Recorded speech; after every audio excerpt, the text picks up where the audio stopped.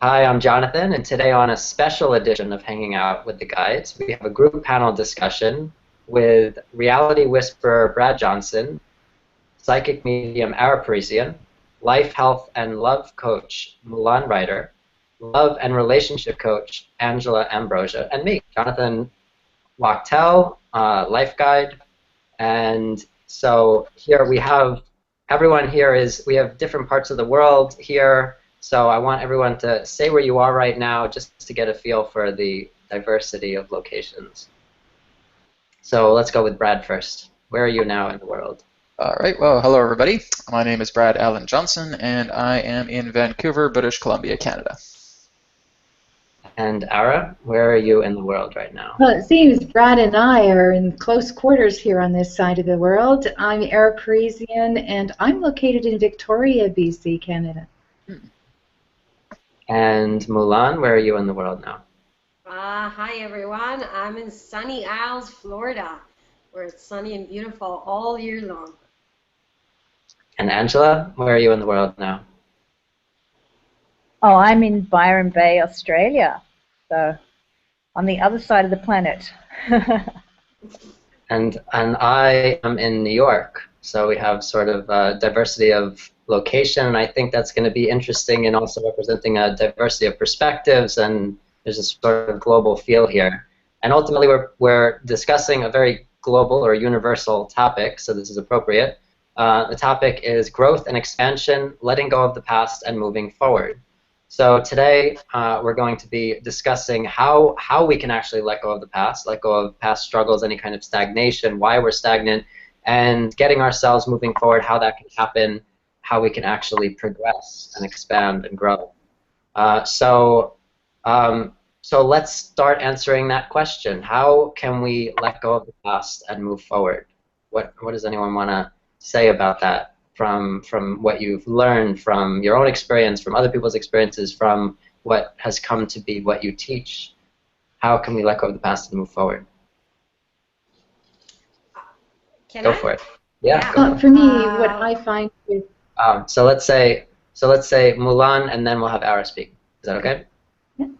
Okay, so thank you. I've been struggling for quite some time to let go of the past until I found out how coaching can help. I ultimately think that in order to move on and move forward with your life, you have to be ready to let go of the old you. And the reason is, it's the same like when you want something new, right? So you want to have more clothes in your closet. You have to make some room for it. Or so you have to throw some out so you can have some new room for the new clothes to put in your closet. Kind of the same works for life, because if you want something that you don't have at the moment, you have to be ready to let go of what you already have, especially if it doesn't serve you anymore. And the reason is that energetically, if you hold on to something that doesn't work anymore, you just tell the universe that you don't need anything new in your life, or you don't need anything to fulfill that part because it's already full. Does that make sense? Mm-hmm. Yeah, definitely. So that's the way it is, like, for me. I don't know, probably Ara has a different point of view. I can't wait to hear that. well, hopefully we all have a different point of view, because it's by the sharing of those different perspectives that everyone learns, including us. And I like what you had to say, Mulan, because I think we've all been at that specific point in our lives, and it's really a challenge for a lot of people to get unstuck. Some people are paralyzed by their experiences because they don't know how to get out. And I can attest to the fact that I've been there, and I felt quite victimized most of my life because of that. And then when I understood that nothing happens to me, everything happens for me, then I was able to shift my perspective a little bit and create a new paradigm which I could express through action. And it was all about understanding that I'm new in every moment. we're all new in every moment. We're not the same people that actually joined this webinar 5 minutes ago. We're different, we're new. And so because of that, we can extract and create, well, we can actually create new experiences for ourselves. And it's such a relief. I don't know, it's such a relief to me that I don't have to live up to my past history. I don't need to keep living it and allowing it to define who I've become. So when I think of letting go, I always think about moving forward as a brand new energy that has the capability and potential to create whatever it is I want. And letting go is but a choice, but that choice has to come, I think, with a shift of perspective. That's my view. I love that. I love, love, love what you said. It's so true. So true.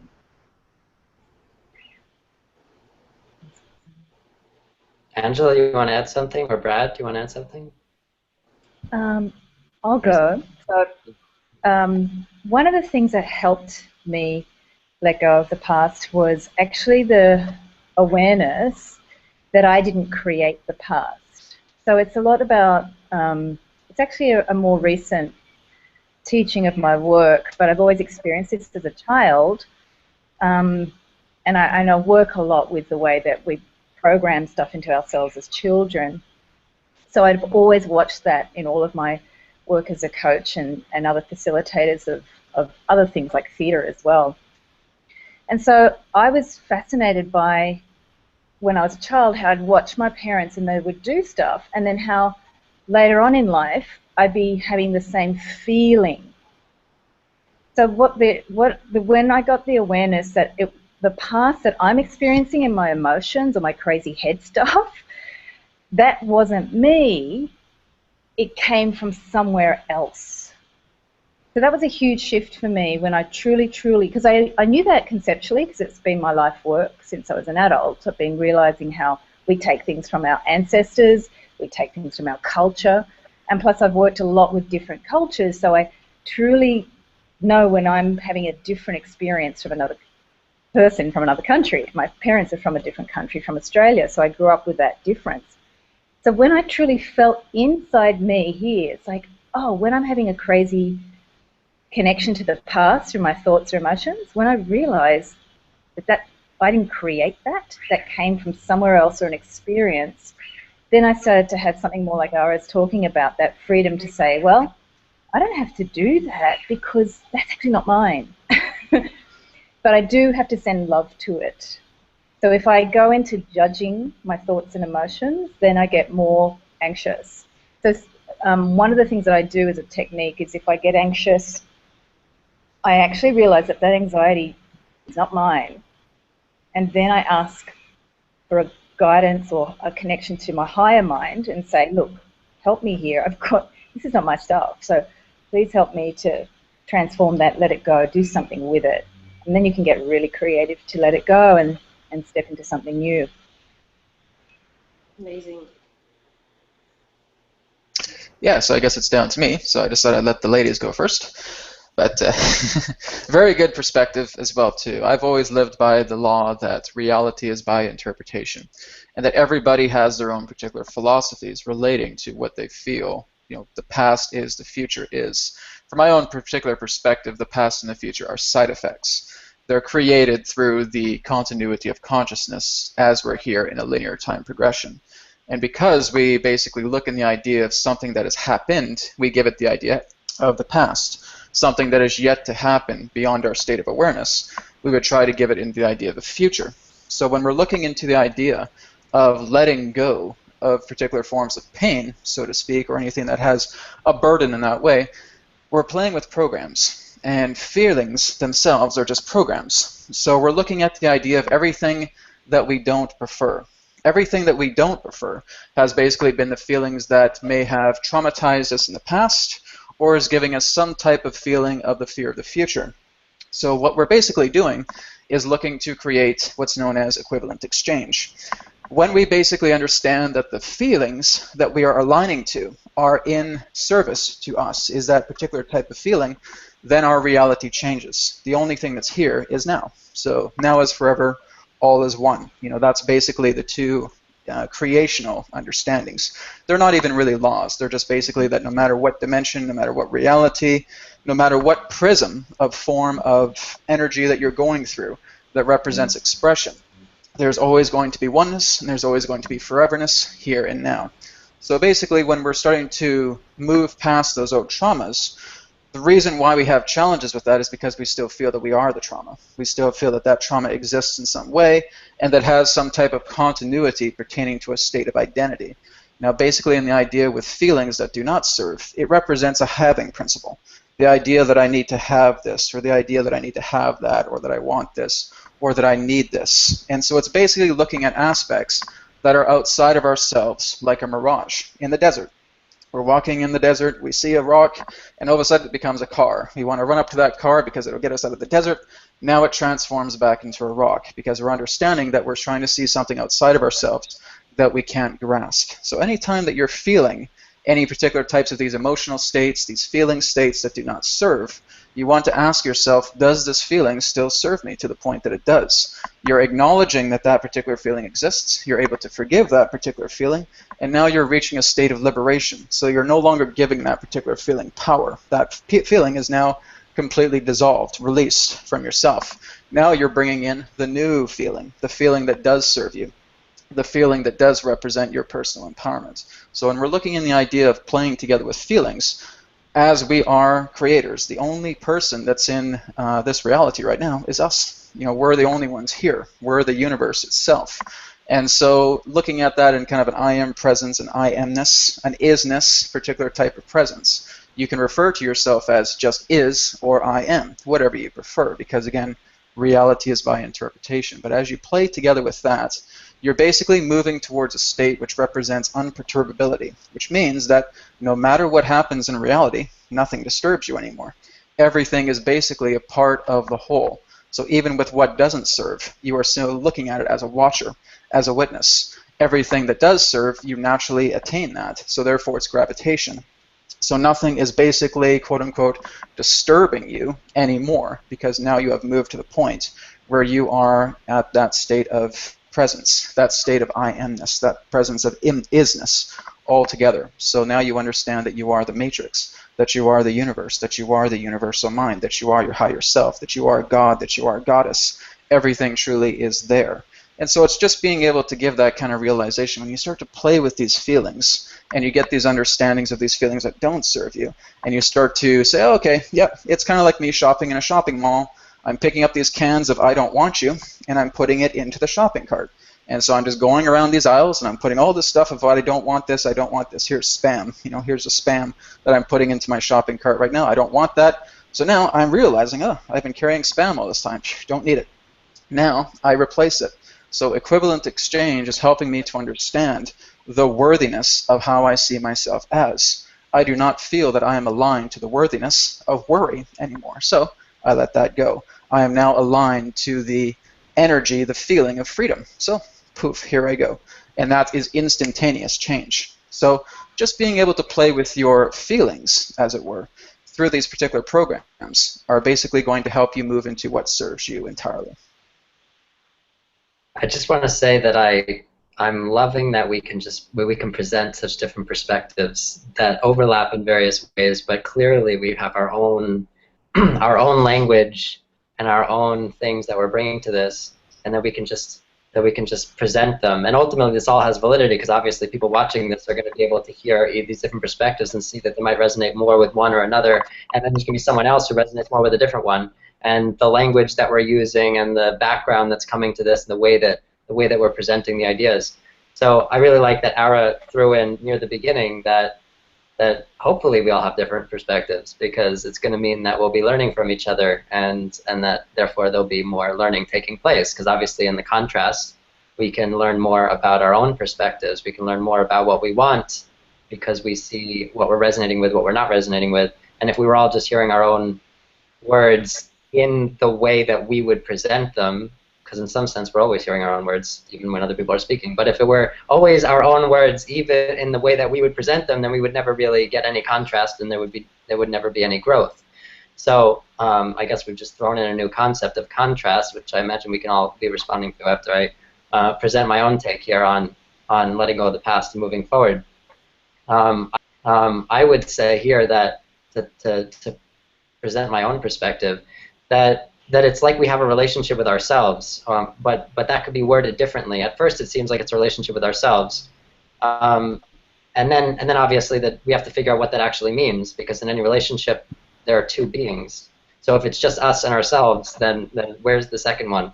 And so it was a really big realization for me to recognize that our thoughts, feelings, and instincts aren't us speaking, and that ultimately that just because we're thinking it, just because we're feeling it, it's just like it doesn't mean it's us. Just like if we're hearing someone speaking, just because we're hearing it doesn't mean it's us directly. Like, it's a reflection of something, but we can get into that after that. But ultimately, that it's not directly us initiating that speaking. And so then I realized, so there are two beings that we can account for here. There's the initiator and the responder.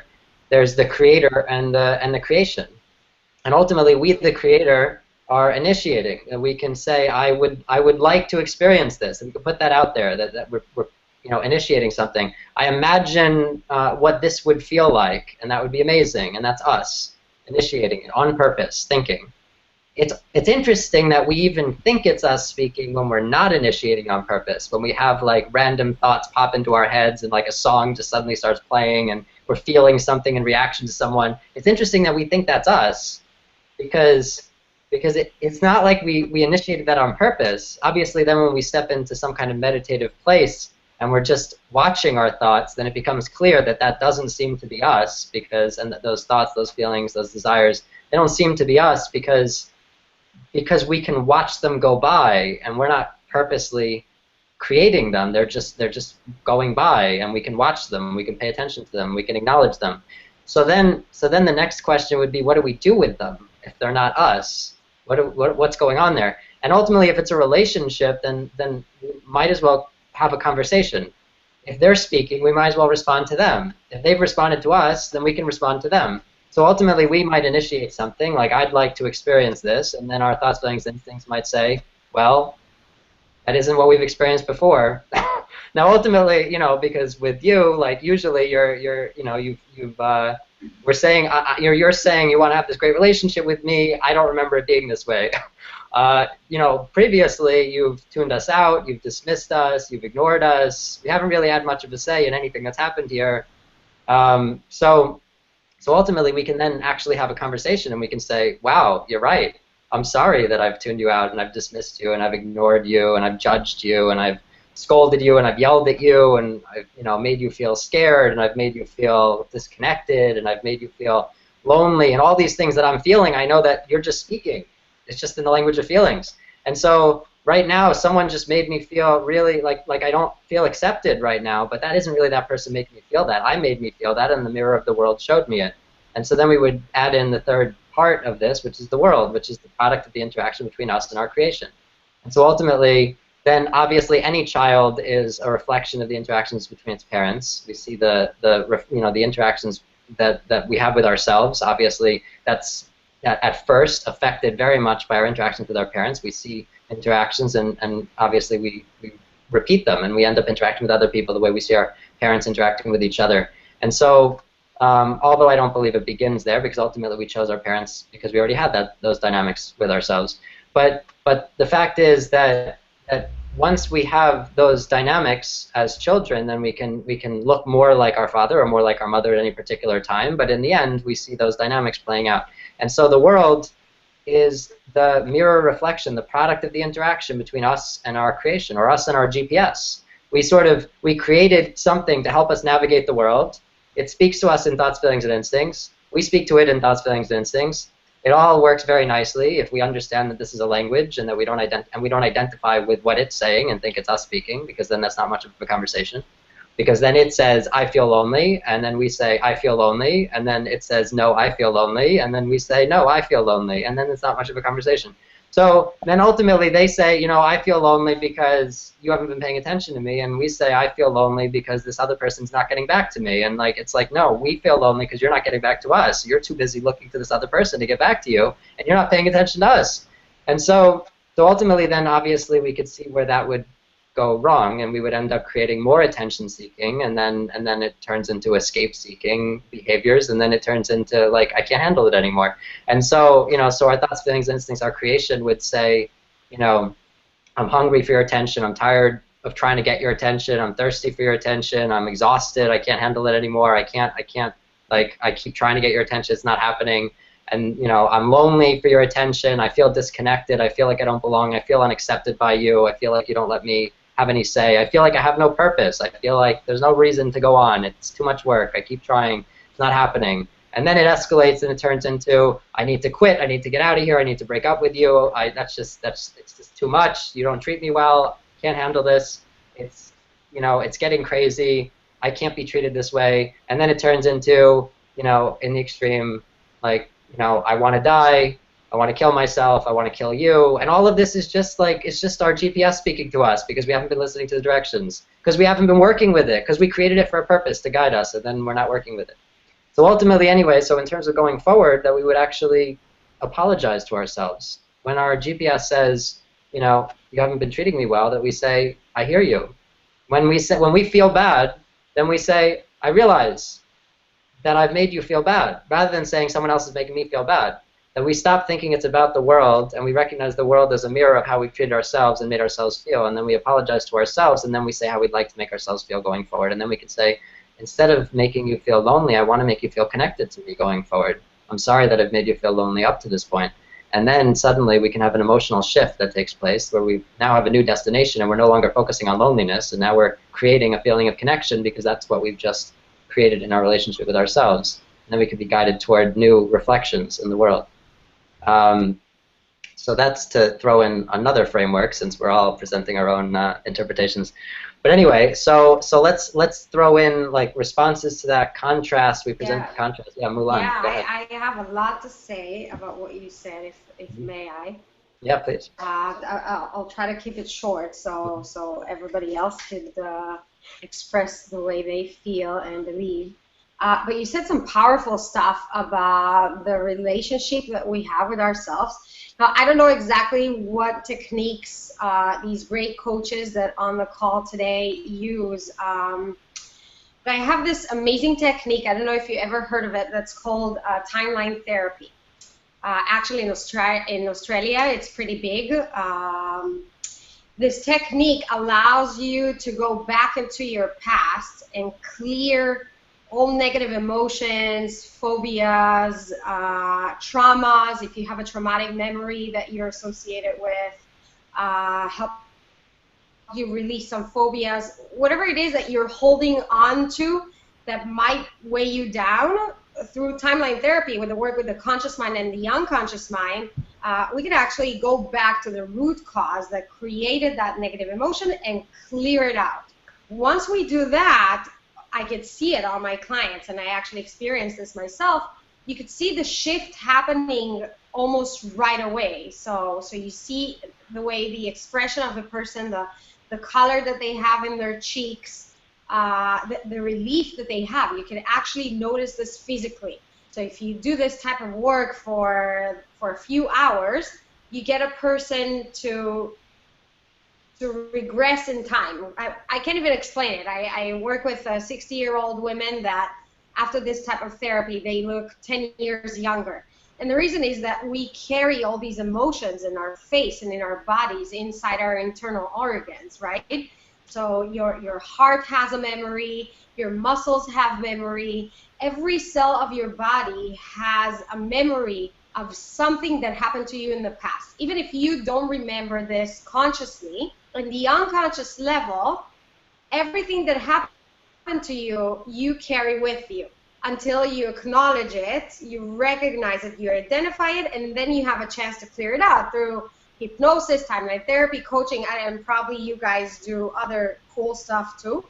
But I think the most important thing is really to recognize this, and that's where what you said kind of hit me. That was about the relationship that we have with the higher self. And I remember listening to this term about 5 or 6 years ago, the higher self, and I thought to myself, I wasn't spiritual at all. I always knew that that I believe in the Creator, I believe in God, I know everything happens for a reason. I had a very strong, deep faith in the universe and what it represents and the way everything works.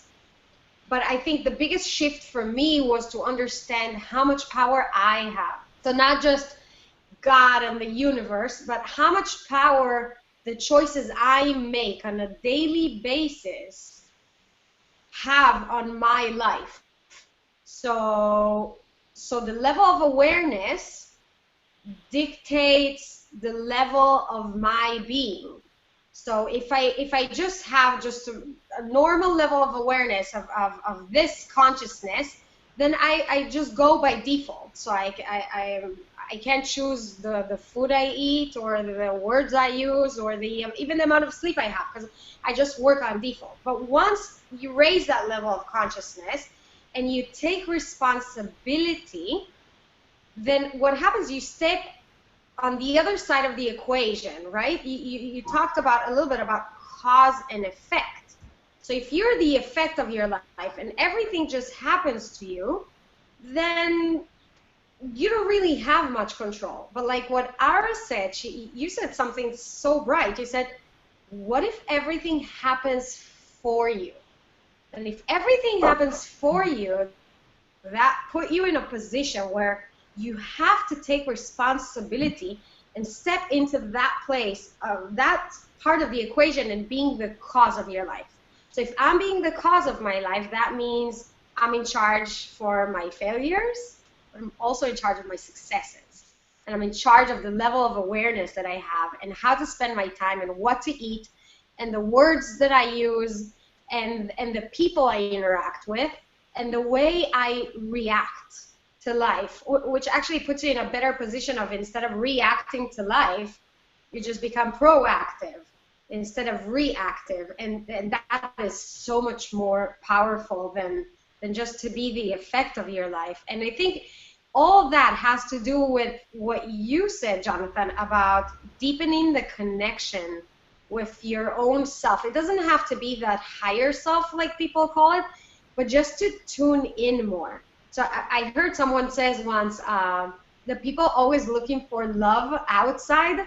They think love is this external source that they can hold on to, and they can find it in their children, in their husband, in a mate, in a coworker, in the world. And actually, true love, unconditional love, is the one that exists within us. So love is like something that just melts in. It is not something you just tend to find outside. And hopefully I kind of connect with all of you and just like put the dots together. I think it's so important for our listeners to really be able to relate to what we do, because spiritually it could be like this huge concept that people don't really understand unless they go through the journey themselves. And I think if we simplify that, if you just deepen the connection with yourself through meditation or yoga or walking in the beach or dancing or talking to a friend or taking a break and some time for yourself, then you just find all the answers and everything makes so much more sense. Yeah. Yeah, I'm a big person on simplifying everything that is before me. And the easiest answer for me, anyway, is that everything is just energy. That's all it is. And it reacts and responds according to whatever perspective we view it and live it and choose within it. So life is always unfolding because we breathe. And that cause and effect thing is always in motion, and it has nothing to do with, punishment and karma, being that thing that everybody fears. It's simple cause and effect. We are the universe in motion. We are miracles in motion, and we do have a phenomenal amount of power. Mulan, you were so right when you said that. I really feel that way too.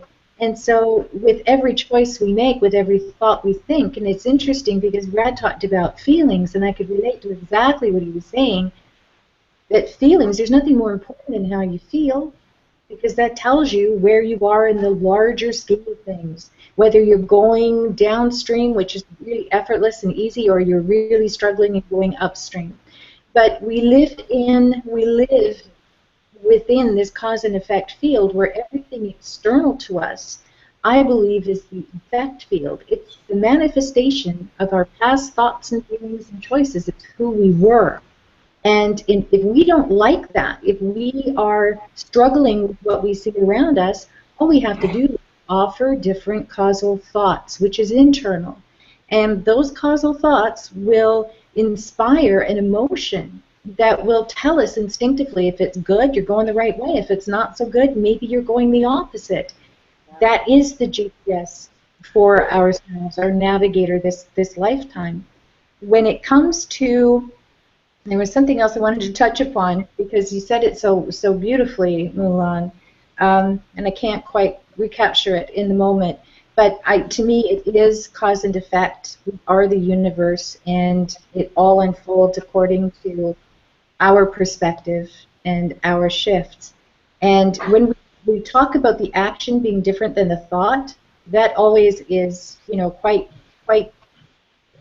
a thing for me to get my head around. No pun intended there.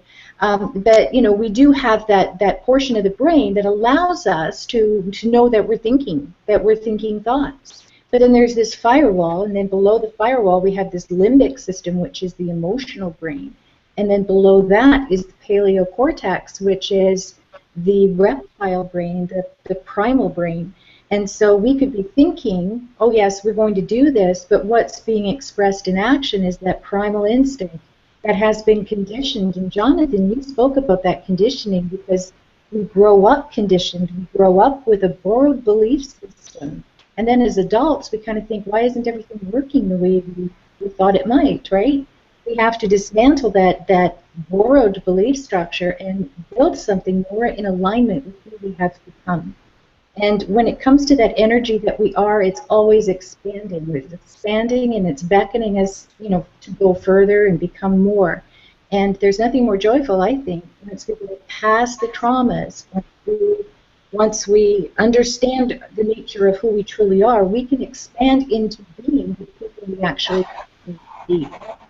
When it comes to, I just want to say one more thing before I stop talking, is when we look at our past and we know that there are things that need to be healed, I've learned, and this is just my personal experience with this energy as the base of everything, is that it doesn't matter when the trauma actually occurred, because if it hasn't been healed yet, it's still in your energy, it's in your vibration, and you're constantly attracting the same element into your life, and it'll have a different face, and it'll have a different name, and it might have a different circumstance, and it might look totally different, but the feeling will be the same. And so if you heal that which is right in front of you, then everything else gets healed behind you. So, to me, that when I sit with clients, it's what's happening right now and what can we do right now. And it's absolutely phenomenal, the nature of the energy that we are.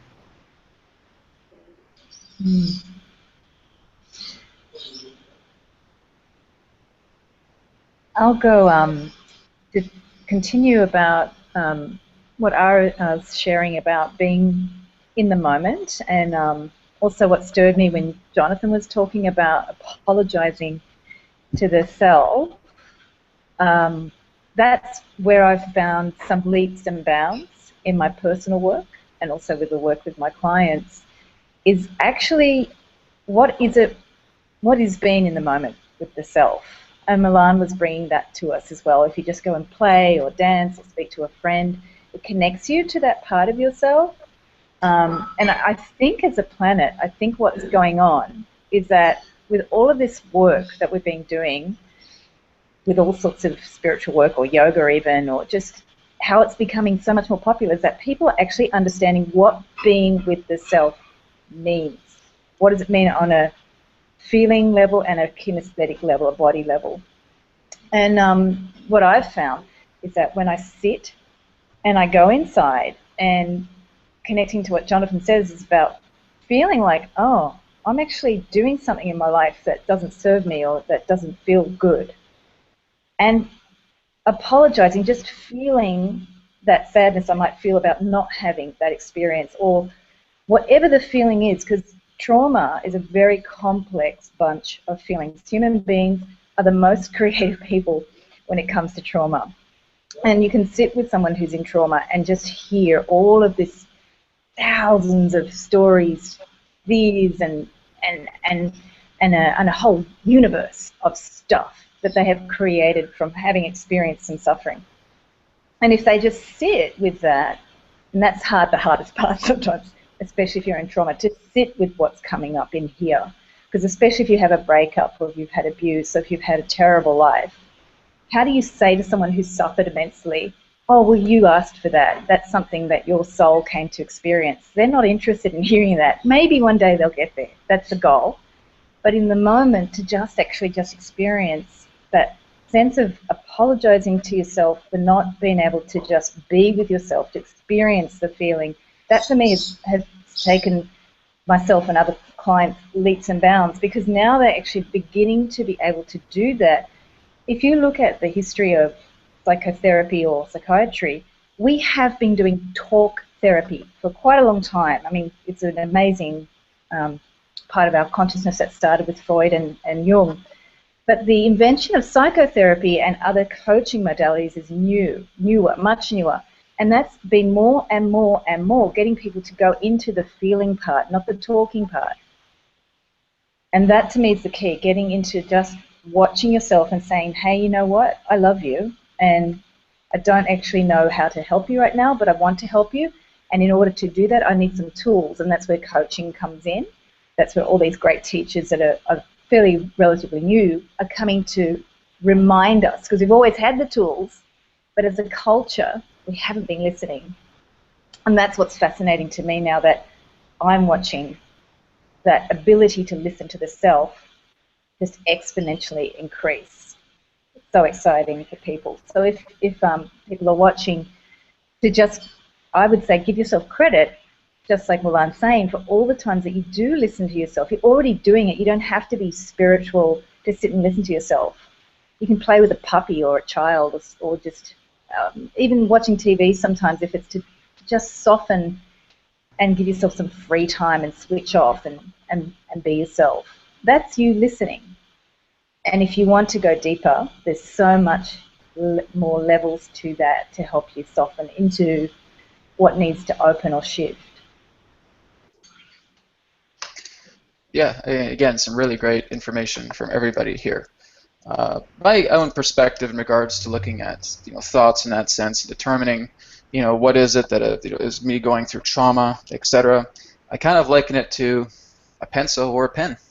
Now, maybe society is telling me that I need a pen a little bit more to do my writing because, well, it's a pen, it's got the ink, it's very, very good. But there's still me here that kind of likes the pencil. The pencil just basically represents me that when I'm able to continue to write and it starts to get dull, I can sharpen it again. But society is saying, no, come on, man. You got to get with the program. You got to get the pen going. The pen is the way to go. And so, even though we love the pencil, we drop that, and now it becomes the pen. So now the pen is basically becoming our tool of expression. So what is this basically saying? Is that I've let go of my own expression of what I felt the pencil represents, and I've now given into the pen because this is what the societal aspect, the external aspect of everything that represents a hologram, of everything that represents a particular perspective, a catalyst of myself is saying, no, come on. The in thing, the trend thing, is to write with a pen. So it's basically succumbing to the idea of realizing that when you go through these aspects of feelings that have caused a lot of trauma within your life, it's because you've been focusing on this and not enough on this.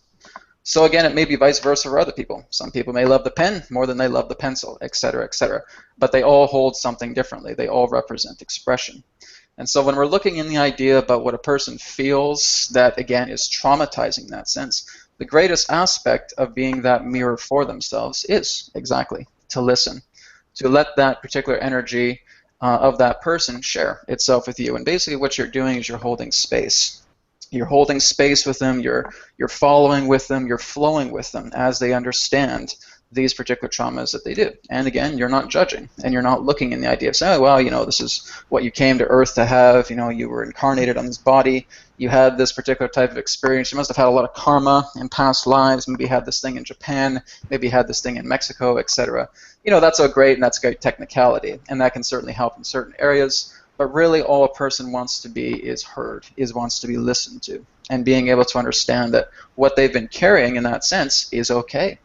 It's okay to feel that you are working together with your shadows. In fact, it's just as more important to love your shadows than it is to love the light, because all shadows are teachers that are helping us to give us indications, hey, we're hitting the bumper pads here, we're hitting the barriers, and we're going like this. If center point basically represents balance and enlightenment, a lot of us are going like this, and we're just basically hitting the pads, and we're starting to say, fear is bringing me here, despair is bringing me here, sadness is bringing me here, anger is bringing me here. So we're bouncing between, but there's always going to be that point where we hit the middle. And so when we hit the middle, then that's where we start to feel, oh, right. These are all just feelings. These are all just programs that I've gone into myself and said, okay, I'm going to associate my despair, because despair is the greatest learning for me to eventually catapult myself into illumination.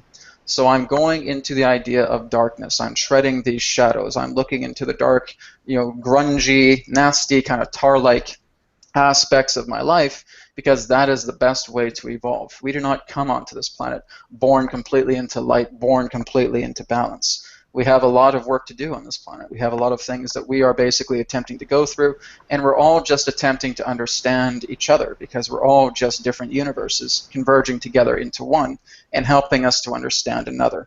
So again, we're looking into the idea of that particular type of reflection. So when we go into the idea of feelings altogether, and we feel that these traumas that have represented these feelings are here, and I'm revealing that to another person, that's fantastic, because when I see a person do that, I feel like they're probably the most courageous soul there is in this very moment in front of me. And being able to say, well, you know what, Brad, I've had this horrible thing happen to a relationship. Oh, okay, please tell me more about this, right? So we want to be in that particular type of state of being able to hear them out, being able to listen, seeing them really just being able to release their courage and release all these particular traumas. Now that we've listened to that, fantastic, brother, sister, thank you so much for that particular type of sharing. And you know what? I love you. And that's the greatest form of reward, I think, that you can give to anybody, is really letting them know that they are valued to the point that you hear them out, that you listen to them, and that you feel that that love is coming back to them. Because now that they feel love, they feel, oh my goodness, someone's listening to me right now. There's not only the idea of, oh my God, come on, will you stop with the trauma? Will you stop with this? Blah, blah, blah, blah, blah, blah, right? And so we get into that mentality, and the person's like, oh, okay, should I not have revealed this, right? And so they pull back. So it's being able to really open up to listen and to realize that, yes, everything particular to thoughts. Thoughts, again, are the branches to feeling. Whenever we want to go into the core of ourselves, we look into feeling, because thoughts themselves are basically just attempting to be expressions. When we're really looking into the idea of the heart of feeling, it doesn't even really have to be expressed. We're just sensing the feeling within ourselves. When we are basically now able to express that together, that becomes, again, the outer edge of feeling. That becomes the idea of the transition of thoughts that make them together into words, that make them together into actions. So when we go into our own particular core of feelings, now we start to see ourselves. We're able to go inside. And this, again, is like Chris said, the advancement pertaining to coaching, to counseling, to channeling, to mediumship, to all of these particular aspects of therapeutic nature. And now we're moving more into the core of being able to help a person by feeling, rather than, in that sense, talking it all out. So there is also a technique that I use, which is known as abundance attunements, which is all just about feeling and being able to use equivalent exchange pertaining to a feeling that doesn't belong and being able to bring a feeling that does serve you. And so again, this is really where I feel, again, a great evolution of being able to help people and helping ourselves, of course. Because again, when we're looking at helping other people, we are helping ourselves. In order to help ourselves first, then we'll be able to help other people. And so it's that cycle, that feedback loop altogether. So again, there's a lot of great new innovations coming together in this therapeutic nature of everything. And to me, it's just, I've really benefited with everything that I've learned in the past 7 years. So I've only been doing this for 7 years. And I don't have a degree in coaching. I don't have any particular forms of certifications or anything like that. And all I basically do is just serve through example. I go into meditation, I go into universal states, I channel the universal mind, I connect with other consciousnesses, and I basically have this abridged understanding. And it's basically the saying that, one person doesn't know everything, and that's true. It's a basic idea of also understanding that you are the universe. So when you're getting this great knowledge coming through, it's not you receiving it. It is you being able to host it and being able to share these words, where the words themselves aren't instituted by thought.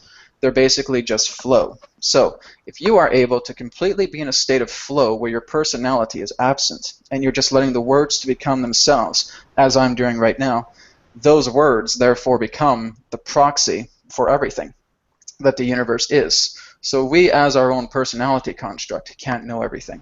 But when we step aside past that personality construct through the idea of self, and now have self plus, which represents the universe is flowing through us, and all information can be shared through the voice, through us as interpretation, but not us as a personality, you have the ability to access everything. And that's kind of the neat little couple double entendre right there, pertaining to the idea that I am the self, but I am also all things, and do what I can to express that in all ways that all things can be expressed.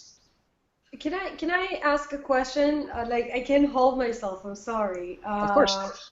Okay, so I believe that we can change the way we feel. I totally agree with you that everything we do is based on the way we feel. We can change the way we feel if we change the way we think. So the first thing is your thought, and that thought creates a feeling, and that feeling creates an action. So if you think to yourself, let's just simplify it as simple as that. I'm really interested to know what everybody else is thinking, if that's okay. If you get up in the morning and you think to yourself, oh shit, it's early and it's gonna be a rough day, that creates like this nasty, angry feeling, right? Because it's a nasty day, it's raining outside and it's too early and there's so much stuff to do, and you just think to yourself that that's gonna be a bad day.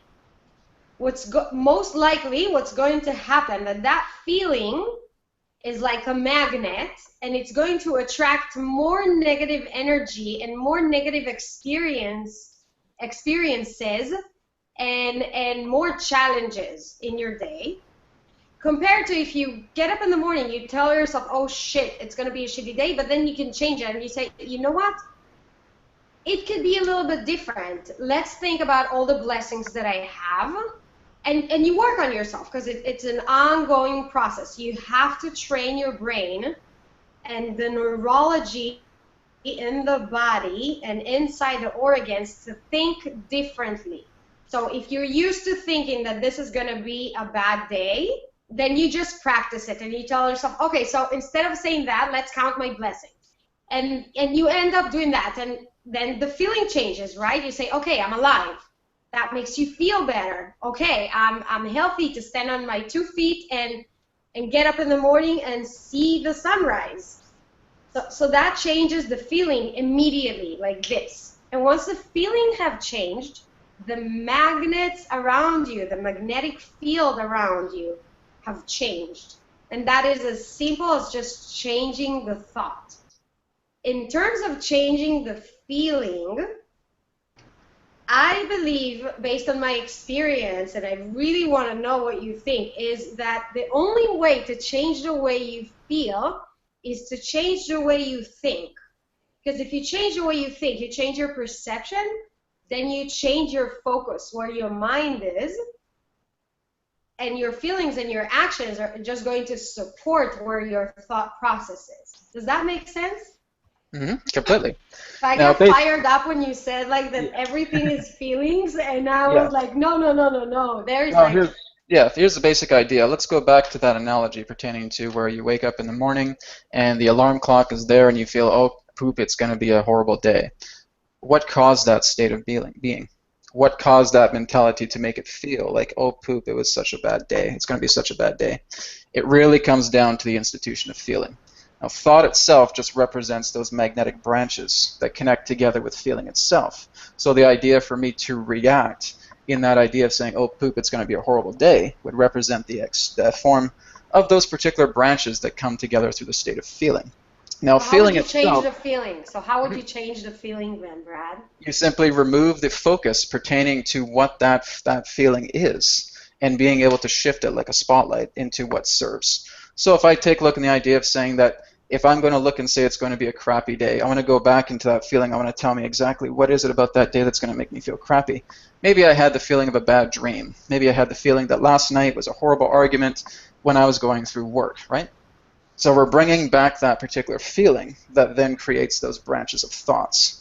So those thoughts and the feelings in that sense are associations. They're related. They're related to each other, absolutely.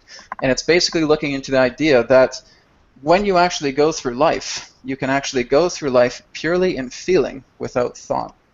So you basically come into the point where you're actually in a state of knowingness. So right now, even as I'm talking, I'm not even thinking about what I'm saying. All of this is basically just coming together through the flow of how I feel in this particular moment.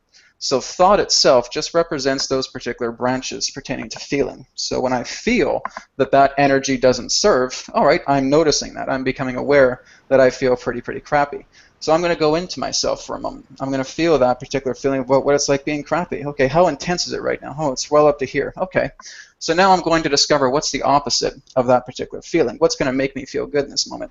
I'm going to use my imagination, and I'm going to pull in. You use your thoughts. Like you can't do that without your brain.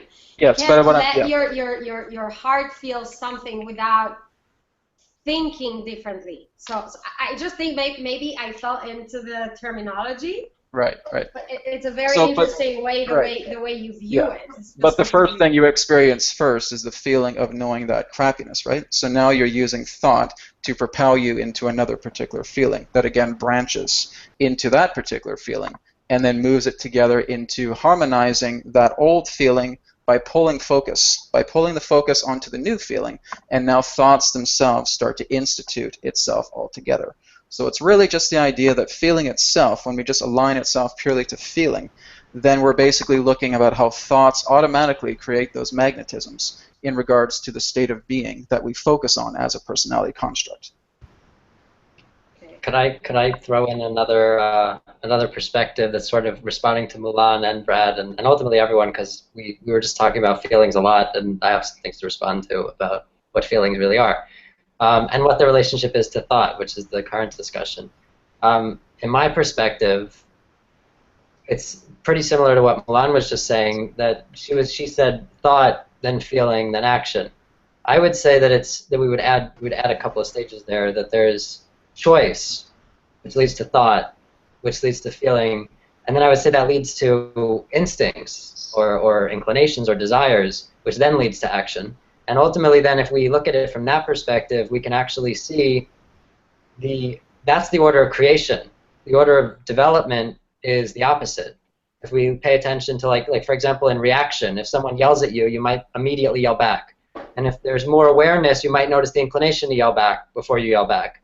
If there's more awareness, you might notice the feeling that gave rise to that inclination. Why is this person, like this anger maybe that this person's yelling at you, and which leads to the inclination to yell back, which leads to the yelling back. And then if there's more awareness, then after you notice the feeling of anger, then you would notice the thoughts behind that feeling of, why is this person yelling at me? This person's getting me angry, which is leading to the feeling of anger, which is leading to the inclination to yell back, which is leading to the yelling back. And if there's more awareness, then you notice that you can choose to change that whole pattern. And ultimately, we see the same thing play out in the brain. This is actually like the order of the order that the parts of the brain get the signal, and then the order that it can go back down the other way.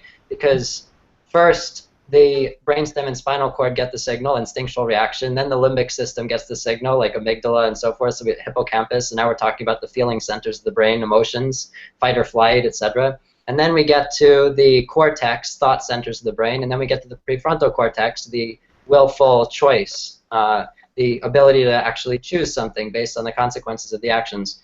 And so with awareness of how that will play out in the process. And when we get to the prefrontal cortex, then we can actually, make a choice which sends the signal to the cortex, which the thought centers, which sends the signal to the limbic system, the emotional centers, memory centers, which sends the signal to the instinctual centers, more present-orientedness, immediate reaction, but now it's no longer immediate reaction because it was willful from the top down. And so ultimately, if we look at that order of reaction, it's interesting because that plays out in the order of development of those centers of the brain, in the order of evolution, the reptilian parts of the brain, the instinctual parts, and then going up to more emotional parts and mammals, and then up to prefrontal cortex, and prefrontal cortex being more developed in human beings. So we start to see the course of evolution. It's interesting because ultimately it seems, and ultimately in the way that we develop as fetuses in the womb, and then we, first there's the brainstem and spinal cord, then there's the limbic system, then there's the cortex, and the prefrontal cortex isn't even fully developed until our early to mid-20s. So that pattern of progression from there's something, then there are instincts, then there are feelings, then there are thoughts, and then there's choice and awareness. And then from that place we can actually choose from the top down what's happening. And so ultimately both patterns play out. And so we could have a reaction to something and notice that the feeling arises before the thought. But in the order of choice, the thought's arising before the feeling. And ultimately the choice is first. Because obviously in all of this, we're always choosing. It's just how aware are we of the process. Because the development of everything is really just development of our awareness of each layer of the process, where we can get to the top and then be aware of the full creative process from choice to thought to feeling to instinct, speech, and action to physical manifestation. But then ultimately it's really just a matter of how we're speaking about these terms, because it's also true what Brad's saying in a sense that we don't want thought to get involved too much, because when we're talking about thought as the sort of creator role and what I was describing as the relationship with ourselves, creator and creation, ultimately we're often inclined to use our thoughts to control ourselves and get in the way and interfere with actually just hearing out what we're feeling, what our creation is feeling. And so ultimately the creator part of it's not really that thoughts are inherently bad, because ultimately our creation speaks in thoughts too. That's why we might hear a song playing in our heads. We might actually think a thought spontaneously out of the blue, and that's a thought we want to hear out, just like the feeling that is attached to it. But ultimately, the thoughts that are controlling thoughts from a negative version of our dynamic with ourselves, where we're looking at what we don't want, where we're looking at all the things that we don't want, like what Brad was saying earlier, getting all the cans of I don't want this. If we're taking the I don't want things, I don't want to think of big pink elephants. I must avoid that. I don't want to crash into the pole that I'm headed toward as I'm riding my bike. So I'm going to keep staring at it and say no. Now ultimately, obviously, if we do this, then we end up trying, then we start getting thought involved in a negative way from the creative perspective, where we're like, how can I avoid this? How can I avoid having this thing happen that I'm afraid of, that I don't want here? And then we start dismissing feelings because we feel like they're getting in the way, because at this point, our GPS is guiding us right into the pole, because that's what we're asking for by focusing on it. It's guiding us to think of big pink elephants, because that's what we're saying, that's what we're focusing on. We might be saying, I don't want to think of them, but we're focusing on big pink elephants to say no. And so ultimately, as long as we're focusing on something, our GPS will guide us toward it. That's its purpose. That's what we created it for. Our creation will help us get to whatever we focus on. So if we focus on what we don't want, then we end up getting thought involved, where we try to avoid listening to what our GPS is saying. And then we try to cancel it out, and we dismiss, and we use our thoughts to judge and to control and to force, and then we don't actually let our feelings speak. But ultimately, we also aren't letting our thoughts speak, the thoughts from our GPS, because there are thoughts that are coming along with those feelings, those responsive feelings, and there are feelings that are coming along with those controlling thoughts, those feelings of anger and the sense that we aren't able to get people to do things, and that we want them to do, and so forth. And so ultimately, there are we could sort of say good and bad thoughts in this process, but it's not really that they're good and bad, because in reality, it's really just, are we focusing on where we want to go and actually listening to the directions?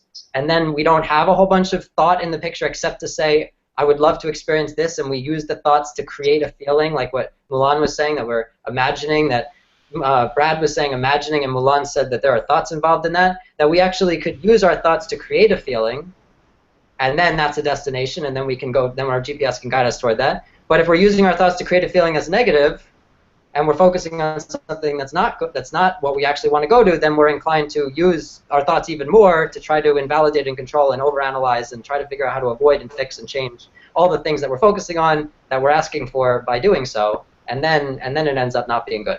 So the key would be to look where we want to go and not where we don't want to go, because that's what sets that whole paradigm in motion of whether we have a good or a bad relationship with ourselves. And when we're looking at our past traumas, to throw that in, then obviously we're looking where we don't want to go, and we're going to keep replaying that. And then we want to, like Brad said, use that as a contrast and say, what would I like to experience instead? But I would add to that we would also apologize to ourselves for having made ourselves feel that other negative thing. And it doesn't really matter that much where the feeling came from per se in this world, because ultimately it came from us. If we're feeling it, we made ourselves feel that way in some way, shape, or form, even if it might have come in the form of a dream or some negative experience in some past life or whatever. We made ourselves feel that way. Now, obviously, it's helpful to know what we were doing so that we can change it, but we ultimately are going to be the ones who are going to want to take responsibility and apologize and redirect, or we won't get any different experience. So it's often the case that we can get lost in trying to find the source of experiences, and then we delve too much into the negative feelings, and then we're not really just using them as contrast to figure out what we want instead.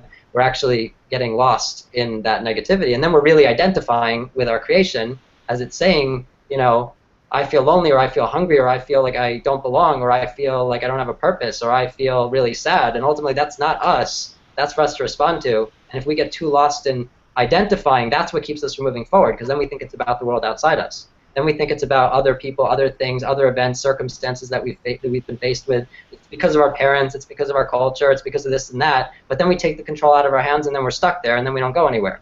So, because ultimately it's only when we take responsibility that we can actually start making changes.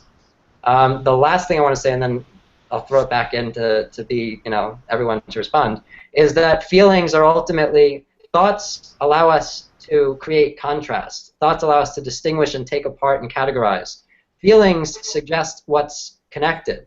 Feelings suggest what is like what else. And so Ara was mentioning earlier, and Angela was mentioning earlier, there was this discussion of feelings, and Ara mentioned that if you're thinking of something that makes you feel a certain way, then it's related to the feeling that's coming up now, and or something that's happening now, and anything that's making you feel similarly, it's all going to sort of group together. So ultimately, feelings will tell you what's related. Thoughts can help you distinguish, but how is this different from this, or what can we figure out instead, or what would we like instead of this? Thoughts allow for that contrast.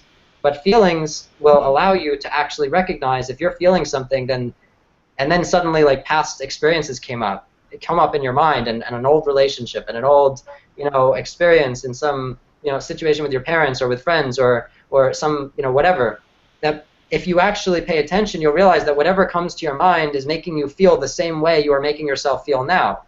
Anything that comes up, any old memory, it's like your creation is saying, you know, I want to communicate that you're making me feel this way, and I know that you know what you felt in that old relationship there. I know what you know. I know that you know what you felt when your parent, you know, yelled at you there. So I'm going to bring that up for you.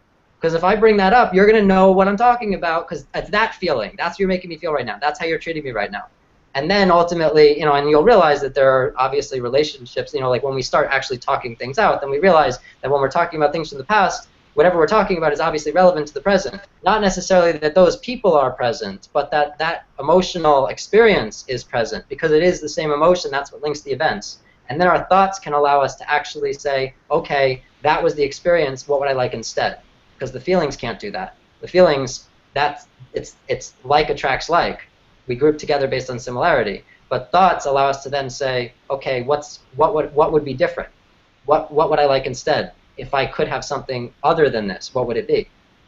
Anyway, now I'm throwing this back in for everyone else to.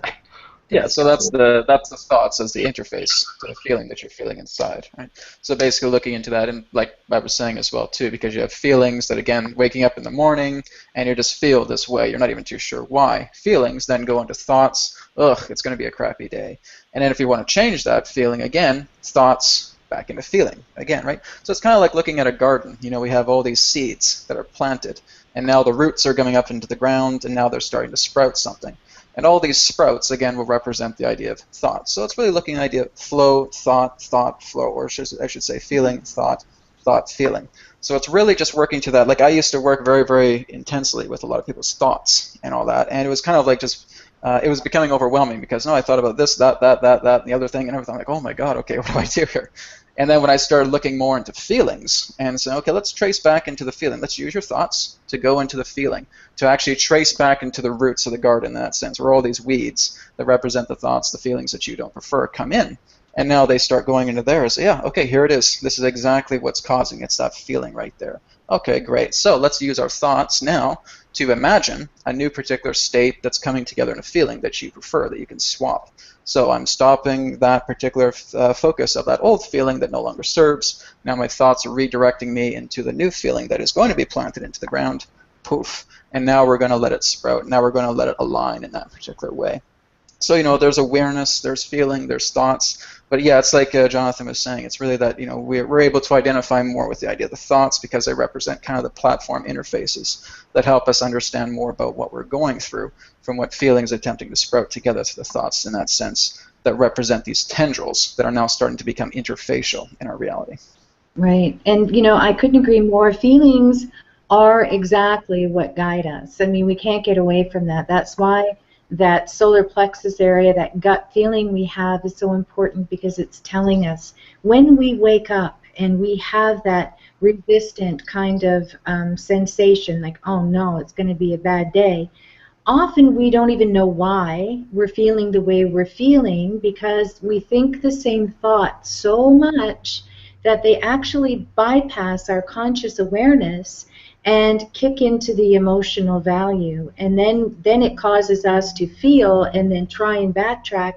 And I don't know about you, Mulan, but when I used to have to get up for work in the morning and I just didn't want to go, I would always be on the fly. I'd be in such a hurry that I wouldn't have the time, per se, in that moment to really stop and question myself. All I would know is that is probably conditioning on a deeper level that is allowing that feeling to surface. Can I change that feeling right now?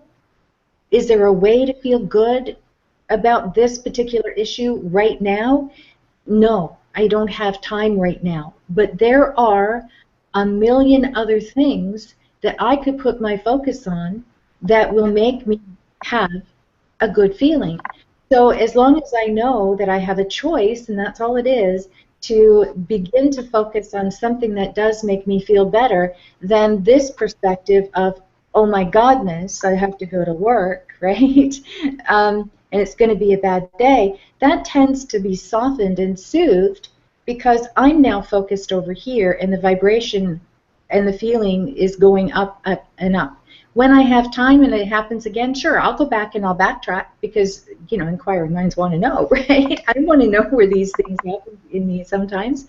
But in essence, you don't have to feel good right this minute on something that feels so terrible. You can put your focus on something else. But, you know, often it's the thought that we're aware of that causes the feeling, but sometimes those feelings surface and we have no idea why it's there because we're not aware of the thoughts.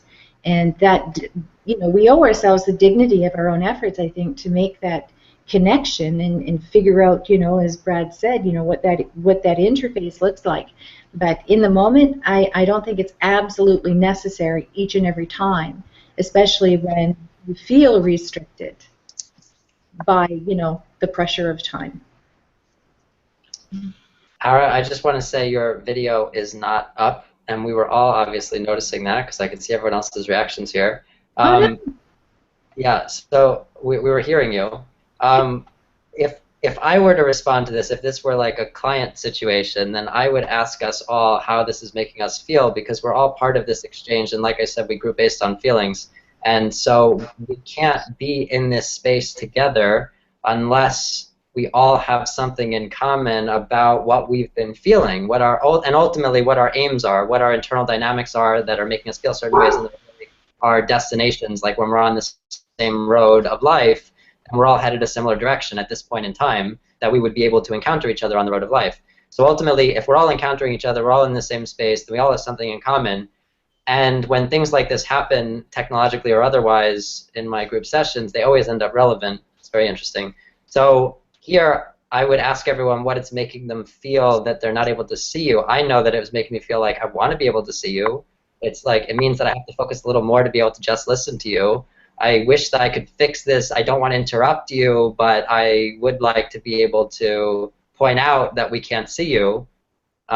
Is there anything that anyone else would add about what their experience was of that? Because obviously then I'm going to address how that's actually in us. So I want to see if anyone has anything to add about what was your experience of the fact that you couldn't see Ara, and then we're going to continue with the discussion, because ultimately this is part of the discussion. Because Ara was just talking about being like that we ideally would start to become aware of the thoughts that are leading to the feeling. This is all about what we're talking about here. We all were feeling something just now in reaction to the fact that we couldn't see the video. And then if we start identifying what the thoughts are, then we can actually address it. And then this could be interesting, because ultimately everything's part of the conversation between us and our creation. So what did it make you guys feel that you couldn't see the video? And then I want to ask Ara what it makes you feel that you weren't seen and that you're still not being seen because you still don't see the video. Well, the feeling was just that they're surprised that she wasn't there, but it was also the idea of the feeling also that she has a good voice, and I was okay with it. Interesting. Anyone else? I was listening to the experience, and when the words that triggered for me. So I was hearing, when you get up in the morning and you don't have time, I don't have time to address that conditioning, because that's one of the things I think with my clients, I notice that it's a very interesting habit that we just think, oh, I have to sit and really go into my feelings and understanding what I'm feeling. I don't have time for that because I've got to go and do something else. So that's what came up for me, because it is what I heard.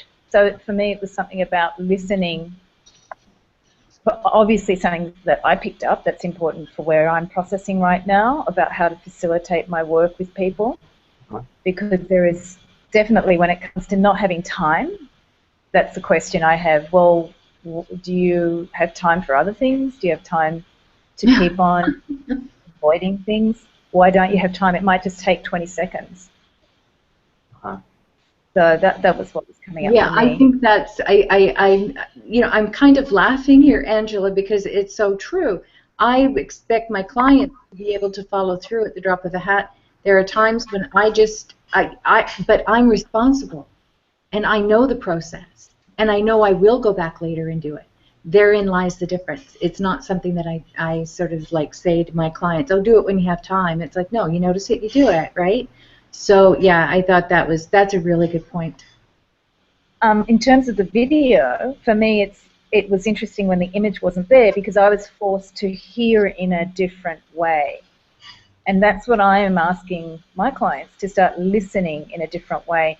Mm-hmm. And certainly going back to what came up when Brad was speaking earlier about the universal mind and the whole discussion that ensued about thought, I believe that we're actually learning a new way of listening to ourselves. So I don't know if the video image there is just forcing us to experience in the moment a different way of listening. Because when your sight goes, even for me, I wasn't looking at the computer screen, and I was going into a different space, a different way of processing. So we have many skills through our senses, and when one of our senses is compromised, then now other skills come in, and the body skills are there, and the listening at a feeling place comes in for me. And I believe that's what the universal mind that Brad's sharing with us is about, hearing and feeling and processing in a different way, so that this emotional brain doesn't override us anymore, because it's still going to be there. I think if we go back to the relationship that we have with ourselves, for me, I think everything comes down to that, at least based on what Ara said here, is that, if you get up in the morning and you don't have, you tell yourself, okay, I just feel this way, and you can accept it, and you can also, if we talk about forgiveness, then you can just forgive yourself for feeling that way. But I think that once you deepen the connection with who you are and you understand how powerful your state of mind is and how it detects your reality, the choice is inevitable. You have to address it at that moment because you have the awareness of the importance of it. So I want to simplify it and say it's like having, okay, so let's give an example about diet and health, just because I believe it's the easiest one to understand or to comprehend. If someone is concerned about their weight and they have a weight loss goal that they want to reach, and they made a decision that they want to lose 20 pounds and they want to get to, let's say, 150 pounds in 2 months, or in 3 months, okay? And 70. So once they make that decision, there's something shifts, right? Obviously, it doesn't always work, because that's why people need some guidance and help and to partner up with someone to push them beyond their comfort zone. But the decision was made, and then once the decision was made, then you get up with your old neurology every single day of an overweight person. So if you sit to the table and there are a bunch of different stuff that you like, the neurology of your brain and of your body is to go and just grab on whatever you grabbed on yesterday, right? So in order to make a new choice, you always have to keep in mind your new goal and your motivation for it, meaning the feeling that you're going to have once you get there. So when I work with a client on a goal, I try to put them in that state of mind as if they already reached that goal. If they want to be 150 pounds, I tell them, just try to imagine yourself fitting into that jeans.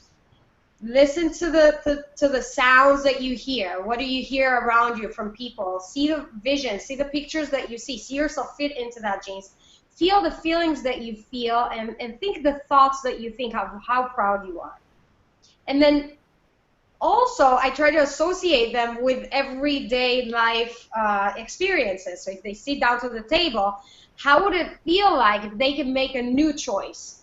And if they had 10 dishes on the table, they could just pick 1 or 2. How would that make them feel at the end of the day? And then I associate them with that feeling of pride and respect and blessings or happiness, whatever comes up for them.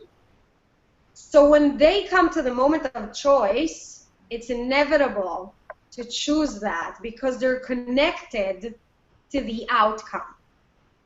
And that is just a simple example for the changes that a person can make in their lives just by changing the way they think.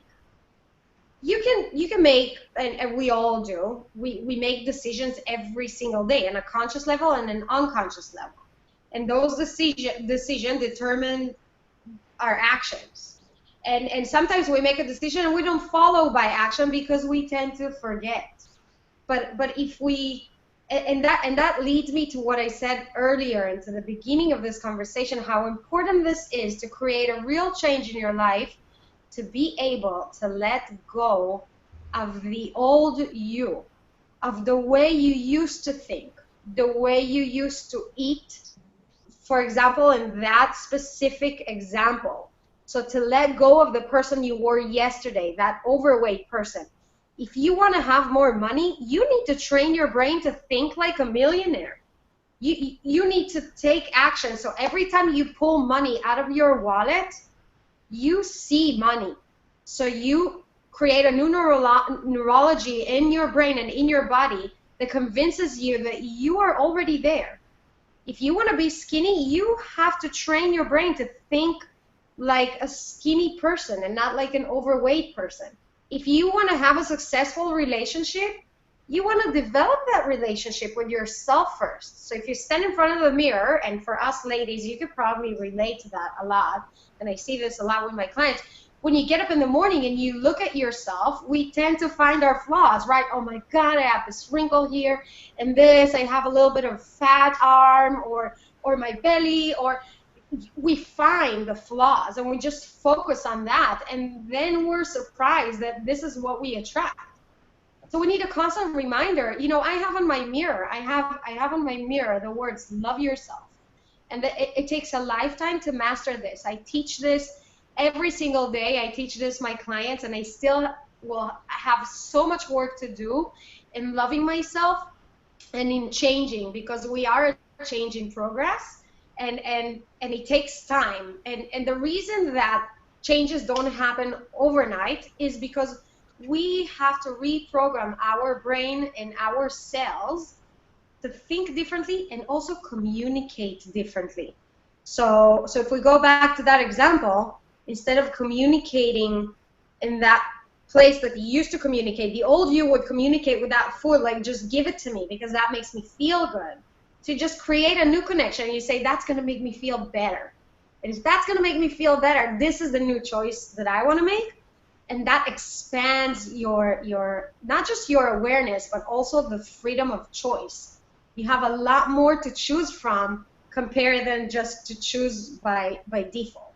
And that's why it's very important to let go of the old you, to make new decisions, but also to train your brain and to train your body constantly on supporting you on your new decisions, your new goals, and the new path that you chose.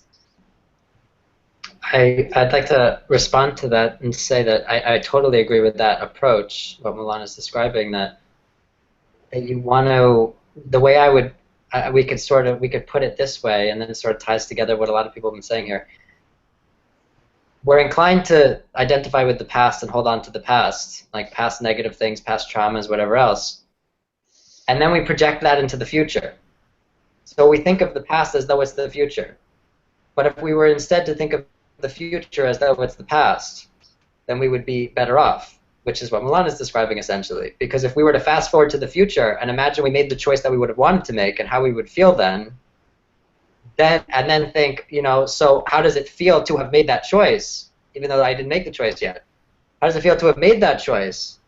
And then we're actually, you know, we're actually imagining the future as though it's past, which allows us to create the future because our minds think the past is fixed. The future is unchangeable, or is open, that the past is fixed and unchangeable. The future is open and unpredictable, and we have all this skepticism and doubt and everything about one thing happening or another, and we don't feel certain that we can make one thing happen necessarily until we imagine as though it's already happened, and then it's like, oh, so now it's fixed. Now it's already happened the way that I want it to happen because it's the past, even though it's the future. And so then we actually get to play out what we've just imagined, where we feel with certainty that it's already happened. So we're going to go in and we're going to experience it as though it's already past. It is definitely going to go the way that we want because it's already the past, and our minds already think of it as though it's the past because we've already imagined it as though it's the past. So I just want to also point out that what happened with the video, so if I were to tie in what I was trying to get us to do there, because it sort of happened anyway, even though it didn't look like it happened, ultimately the video shut off, and Ara shared some important messages that then triggered this further conversation. The video shut off, and it led, and everyone's reaction suggests where they are in their own process right now in various ways. Obviously, I was the one who was most concerned because I'm leading this thing, and I was already going in, like, you know, I want to make sure everyone else is okay, which is exactly how I started it when I started talking to you all you guys about how I was going to introduce you, and I was thinking too much. So ultimately, the whole point is that, so my reaction to it was, you know, this has to be, like, what am I going to do? Like, I can't fix this. Like, I'm responsible.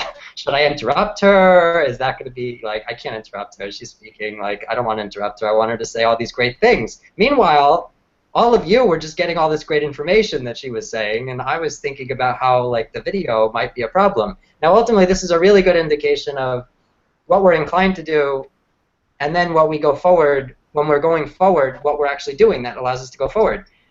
When we're stuck, it's because we're thinking I've still got to fix something outside me. I can't just let it be. Maybe other people care. Maybe it's bothering people. Maybe it's bothering me. Maybe I'm frustrated. Maybe I can't have it this way. It's got to be changed. It's got to be fixed. I can't, this lack of acceptance, which I was representing there. Ultimately, then we were able to transition into, Brad was like, well, her voice is nice, and I'm hearing her voice, and I'm hearing what she's saying, and I'm just tuning into what she's saying. And then Angela is just like going right on with the conversation, like, it's just responding to what she's saying. It's as though the video isn't even an issue. It's like it's just a non-issue. And then we get into Mulan, and there isn't even a response about the video. It's just like erased from existence that we're even discussing this. So ultimately, that is the progression of progress, of letting go of the past and moving forward. When we're still holding on to the past, we're still seeing a problem that needs to be fixed. But once we start thinking, okay, how can I listen differently, which is what Angela was saying, and that ultimately, well, how can I listen differently and tune in and see what's actually coming at me that I can make use of, that I can work with, that's good. And so I'm just going to tune into the good stuff and not the stuff that I think needs to be fixed. I'm going to focus on the good stuff, and then I'm just going to keep working with that, and I'm going to keep responding to that, and then I'm going to go forward. And then it gets to the point where we don't even see the problem anymore. It's just a non-issue. We're just dealing with all the good stuff that's coming our way that we're focusing on, and then we get to what Mulan was saying, which is like finalizing the solution as we go through this progress of gradually forgetting that the video is even there, or that it's not there. And ultimately, then we get to what Mulan was saying. Then we're saying, okay, let's imagine the future as though it's already happened. And now we don't have to deal with like these in-between things. What are we trying to fix things for? The future that we wanted already happened. Let's just go forward toward it. Why are we trying to fix this here and dragging ourselves down and holding on to this anchor when we could just go forward toward this great future that we've already imagined happening, and we already have this feeling of what it's like to have had that happen as though it's the past. And so now we can just go forward, and we can let go of whatever we were trying to fix or change because it's just a non-issue at that point. You know what the funny part is, Jonathan, is that nothing has changed for me. I can see everyone. I can even see myself. So just you guys that can't see me. So nothing really changed for me. I was totally oblivious. But even in the knowing, it was like, oh, that's odd. Why did that happen? And then it was like, well, it's no loss. Well, because it's not like I got booted from the program entirely, right? So, I'm still participating, and I'm able to listen to the contributions here today. So I'm fine with it. And so it's interesting, obviously. Then, if we were to then tie in, if I were to respond to that with my own perspective of things, then I would say that was just our like ours representing our creation. Where we the creator might think we need to fix something, but as far as our creation is concerned, everything's fine. We could just keep up this interaction. You listen to me in a different way, You think you don't see me, but you can hear me, right? Let's just go forward. Let's work on this. Let's continue to progress, and let's focus on what you actually want. As for our creation, it's a non-issue. If we were to step into that place, then we would be in that, like what Brad was describing at the beginning. We would be in that unperturbed place, because ultimately it's the controlling creator part of us that would think there needs to be something fixed. It's the part of us that's focusing on what might be wrong, or that would need to be changed, that's creating the problem in the first place. Our creation is doing a great job of accommodating us and responding to us. As far as our creation is concerned, there's no problem until we decide that it's a problem. Ara would never have even known there was a problem if I didn't say anything. So from the creator perspective, it's like, I have to find problems and fix them in the negative. In the positive, we would just go forward and work with ourselves, work with our creation, work with the world. We would go forward, we'd focus on what we want, we'd imagine the scenarios we want to have happen as though they've already happened, imagine what that feels like, step into that feeling, and let that drive us forward. But it's only when we get caught up in but there's a problem that I need to fix, that there's ever a problem. It's only that we looked for a problem, identified it as a problem, that we then had a problem. Until we identified something as a problem, it wasn't a problem. Exactly. It's just a matter of going forward with the good stuff, and then the problems disappear. They're irrelevant. They're non-issues. Yeah, so here I am nodding my head, and you can't see me. I'm agreeing with you.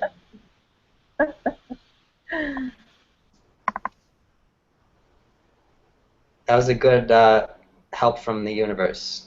Yeah, nothing like demonstrating, right? Right. I think today with this panel, I just learned so much, and I adore everybody's willingness to share. And you know, when it comes to our feelings, that's what we need to pay attention to. The thoughts are what we rely on to establish why we feel, but as long as we're paying attention to that we feel and that which we feel, we can't go wrong. It matters not really what our past traumas were, because we're more than our pain. We're more than our experience. And when we begin to cast our focus outside of that experience, then we can really begin to get a taste of our own power and begin to live in a different life. Yes, forgive yourself most definitely for allowing yourself to carry it for so long, but you have every right to feel whatever it is you want to feel for however long you want to feel it. Is it necessary? No. But if it's working for you and it's a benefit, you can do that. You have to walk through your pain, not bypass your pain, jump over your pain, ignore your pain. You really do have to walk through it in order to transmute into something more powerful. But we are that powerful. We're more than human, and we can rise above all of that and get through the experiences that we've had, justified or not, and live life to the absolute fullest. All right, you got it. That's it. That's the whole understanding, and it's really just being able that, a lot of the people I've worked with, just thousands of people from all over the world, just being able to really understand that, this has happened in the past, this may happen in the future, and I said, well, how do you feel right now? How's right now for you? How is this moment feeling for you?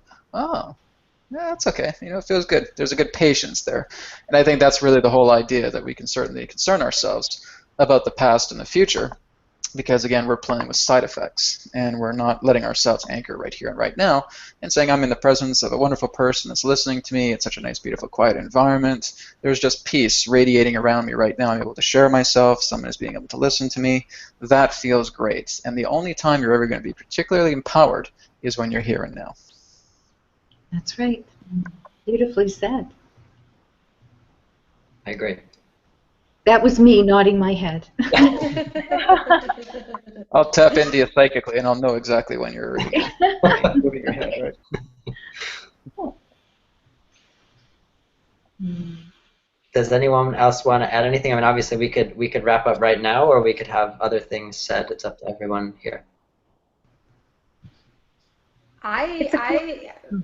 Go ahead, Angela. Go ahead. I have a question, but I think it could be a long answer for this one. But I'm fascinated by Ara's mentioning of transmuting pain and walking with pain, because I feel that that's the hardest piece at the moment. We've spent thousands of years dealing with the pen versus the pencil. I love that image, Brad, that you gave us. You're welcome. And learning how we have to listen to this, to hear. And now with guides and different people like ourselves or other teachers or a book, you can learn how to listen to this inner self more and more and more. But pain is still, in my experience, very hard for people to transmute, as Ara said, or walk with it. So I'm fascinated by journeys people have had with that, and I know that's not a simple answer. For myself, it's never the same for each client. It's always unique to what that person's experience is, and they have to, I work a lot with helping people to know what to do with pain when it's here, when it's okay in the moment when they're there or in the session with you, but I'm looking at how to give people a lifestyle, a new way of being, like Mulan saying about that new self in the future. I'm fascinated by how to give that to people to take home. And sometimes people aren't ready to sit and meditate and sit with the pain or experience the pain. It's one of the biggest steps to actually get them to do that, just to sit with the pain when they're not in session. Sometimes is one of the hardest things. So I know it's a question that doesn't have a short answer, but it is my focus right now. I'm looking at trauma and post-traumatic stress syndrome, complex trauma. I'm looking at mental diseases. I'm not talking about, because on our planet there are people who are truly now experiencing deep trauma, and it is a point of our evolution where that is coming up. It's not just, okay, what am I experiencing in the moment sort of thing. I'm talking about healing deep stuff now, because our consciousness as a planet is ready to face it for the first time maybe. We're ready to talk about the shadow, and I'm experiencing it with my clients, being able to face the darker stuff. So it's not maybe something to answer quickly, but if you do have experiences where you're finding that people are able to transmute pain in the moment, that's what I'm also interested in, because it is sometimes for me, when people are experiencing deep trauma, I have had experiences recently where meditation, or just that, what Brad was sharing about the universal mind coming in to create this embrace, it's a very different way of dealing with pain, and different to anything I've done in the past. I've done a lot of somatic therapy work. I've done all sorts of work with the body and trauma. So I'm interested in how new consciousness can support people to really go into a new way of being with the self, or being with pain. Brad, have you found that with your work with that universal business? Oh yeah. Yeah, and this is basically, again, what I do with what's my new technique, which is called abundance attunements. I have seen people change instantly, and this is really the amazing thing, is that I take them through an entire process, and that this entire process really encourages that flow pertaining to the universal mind, but it's also being able to kind of access their own data bank as it relates to, again, feelings, thoughts, feelings, and being able to go into them and saying, okay, this is how I feel. I feel sad because I don't feel like I'm getting ahead in life, or something like that. So that would represent the idea of the feeling itself. So what we do in the technique is we basically just, again, turn that spotlight, we shift focus, and basically move it into a new feeling that we're getting from the universe, and saying, just go into that feeling, just let that feeling come together right now. And now they're thinking about that new feeling that comes into themselves, and saying, okay, now I'm going to fully integrate into that particular type of feeling. So it's basically, again, utilizing that particular type of universal mind, but in a much more grandiose scale. When I'm basically talking right here, right now, I'm not preparing anything, I'm not thinking about what's being said.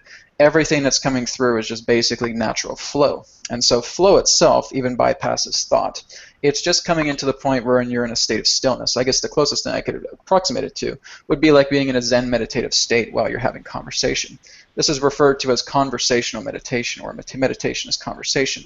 You're not even thinking about how you need to abridge the words. You're not allowing yourself to move into the words to feel that they have to dominate you. You're just letting the words become themselves. And so as I'm just feeling this right now, it's like I'm in a crystal, and I just feel all of these particular forms of vocality and expression coming through.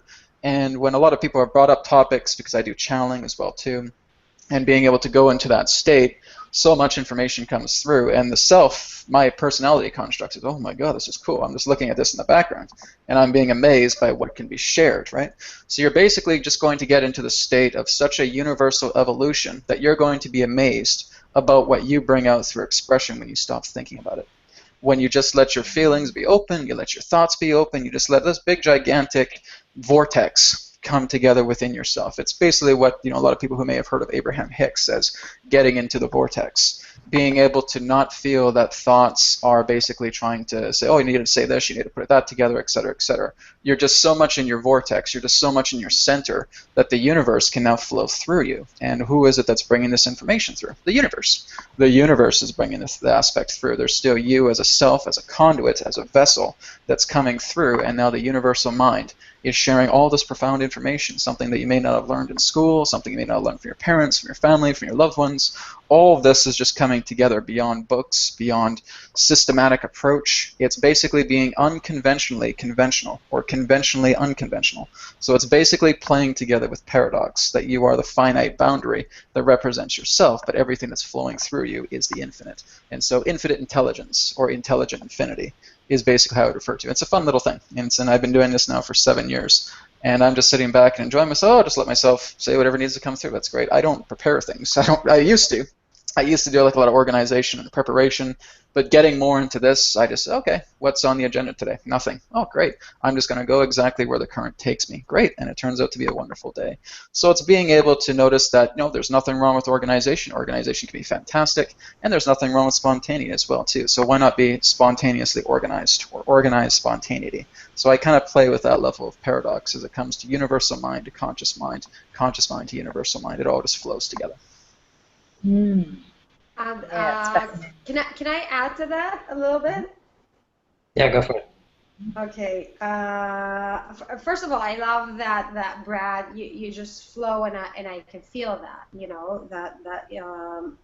and that's amazing, and it's an amazing gift. And unfortunately, sadly, a lot of people are too caught up in their mind to be able to just be in the moment. I see more and more people are just, especially with the world today and technology, that everything is so fast and can be overwhelming, that they can't find that inner peace, and they can't find their true voice. They get so confused and so overwhelmed by all this information that they don't know what's the right thing to say or how to react to a certain situation. And with that being said, if we take pain and we look at pain and traumatic memory, I think it's important to realize that the person has this pain because the unconscious mind is trying to surface something to the conscious mind. So we're busy most of our lives with suppressing the feelings, the negative feelings that we have. Because who am I to feel sad or jealous or miserable or all these not fun emotions that people try to avoid of feeling? So we just suppress it through our whole life. And then when a chronic pain appears, then you have no other choice but to really tune in to listen to it, right? Because it won't leave you until you actually take a good look into it. And once you take a good look into it, you can find so many emotions that you just left behind, that you just thought that you got rid of, but actually they're deep-rooted inside your heart or any other organ or any place that you have this chronic pain. So with timeline therapy and NLP, what we do is we actually go back to the first event that created this first emotion. It could be in your mother's womb. It could have been in previous lifetimes or passed down to you genealogically. It could have been at the age of 7, and it could have been 4 years ago when you suffered this significant emotional event. Something happened, and the body just have this memory, right? So when pain appears, that's actually a good sign, because it means your unconscious mind is trying to communicate this, so you would be able to find a solution to the way you feel. So it goes back again to what Brad said, that everything has to do with our emotions. Like we cannot really avoid the way we feel. At some point, we just have to take a deep look into our emotions and to see why do we feel this way and how can we let go of these emotions. Now, of course, there are other techniques that you can use. Just because you mentioned PTSD, I want to say that sometimes to go back to that traumatic memory can be even more traumatic than the trauma itself. And that's why it's very important to do it cautiously. And when you get there, not to focus on the content of the trauma, but rather the structure of the trauma and the structure of the problem. Remember how Jonathan said that there is no problem until you identify the problem. So once you put the problem inside a box, that's when the problem becomes a problem. And people do that all the time. So as a therapist, as a coach, I'm more interested in finding the boundaries of the problems so I can break it. And once you break the boundaries, the problem can disappear.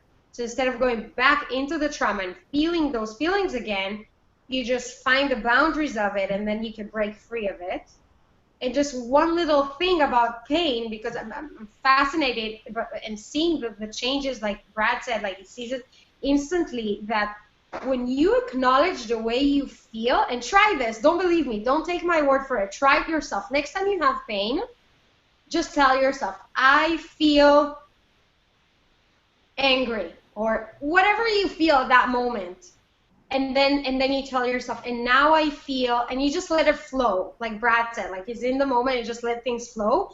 The reason we let things flow is that because we want the unconscious mind to give us information. We don't want to think about it consciously, because if I have to think consciously, then the unconscious mind can communicate. So you just let it flow. Just think, okay, how do I feel right now? And how do I feel right now? And how do I feel right now? And how do I feel right now? After you find a lot of emotions, the pain is going to disappear.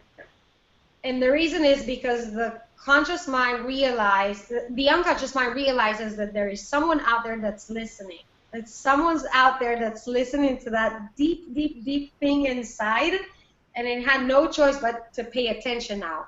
And once you repeat that a few times, then you could be free of the pain, and you could have a new choice, a new set of choices, and then you could choose something more positive. But instead of suppressing it, you just acknowledge it, validate it, and then poof, let it out and let it go away, and just focus on the here and the now. And the last thing I want to say is that no matter what type of pain you have, I heard this yoga master says this, and since then I have it stuck in my head. My pain is not me, my pain is mine. And that makes a whole new difference, because if it's not me and it's not who I am and it's mine, that means I can let it go. And I can put it in the past and just focus on the future. And I think that was the topic of this conversation, and I think it's so powerful, the fact that you mentioned this, because sometimes pain can really hold us back from letting go of either trauma or past experiences that we just cannot be in the moment. And that's a shame, because we have. And that's where everything happens, and that's where the magic happens, and the choices happen. And we need to do whatever it takes to just be in this specific moment. Yeah, exactly. You know, in my line of work, it's being a medium, I'm dealing with people's grief, which is pain, but it's also taught me over the years that pain, grief, I encourage people who are in grieving or in pain. I mean, with my job, I'm a medium, so that helps bring about the healing process in the beginning of it if they should choose to take that journey. But then I can encourage them to understand that they're more than their pain right now, not by telling them, oh, you're not really hurting all that bad. That's not what I mean. I bring about, like Brad said, you have this flow of energy that is quite painful, but I also am very understanding that the exact opposite flow exists.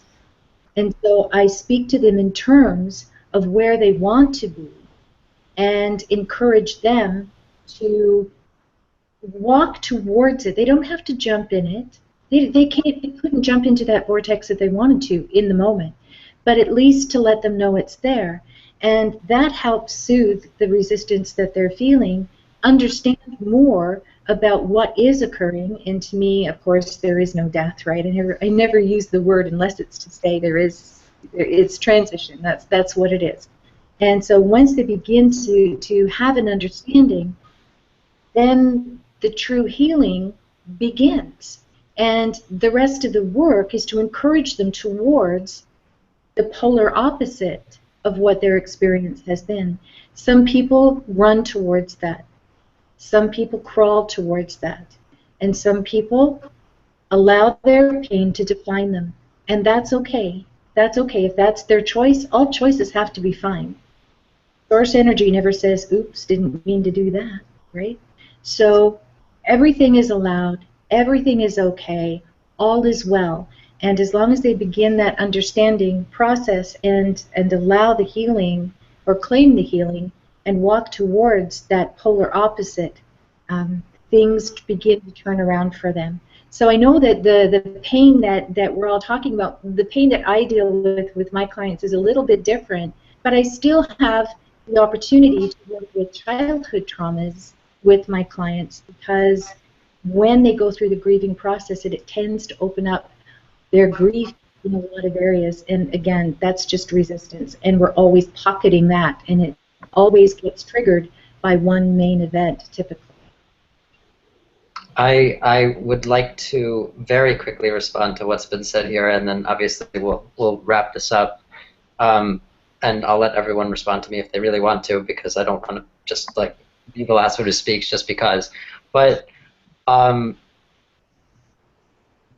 ultimately, we can see the theme in all of this, because Angela asked a very important question. You know, how do we deal with you know, when we're dealing with trauma or someone else is dealing with trauma, what do we do there? And all these answers obviously have a lot of stuff in common, and really what it all comes down to is listen to what the feeling is, listen to what the experience is, let the experience evolve, let the experience like be what it is, because ultimately it's the resistance, it's the pushing it down, like Mulan was saying, it's the, you know, it's not letting it expand and evolve the way that Brad was describing. It's, you know, ultimately it's judgment, it's lack of acceptance that's causing the problem in the first place.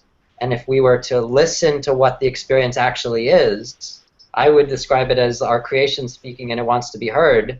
Obviously, Mulan's describing it as the subconscious, and Brad's sort of, you know, making it sound like it's the universe, you know, sort of. Ultimately, however we talk about it, it doesn't really matter. The fact is we're having an experience, and we ideally would let ourselves have the experience and just allow it.